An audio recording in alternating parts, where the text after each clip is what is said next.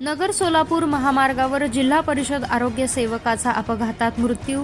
कर्जत येथील आरोग्य सेवक संतोष कांतीलाल भैलुमे वय वर्ष 47 हे सोमवार दिनांक 12 रोजी नगर सोलापूर महामार्गाने दुचाकीवरून प्रमोशनचे पत्र आणण्यासाठी नगरकडे जात असताना घोगरगाव पुलाजवळ कारने जोरदार धडक दिल्याने झालेल्या अपघातात संतोष यांचा जागीच मृत्यू झालाय.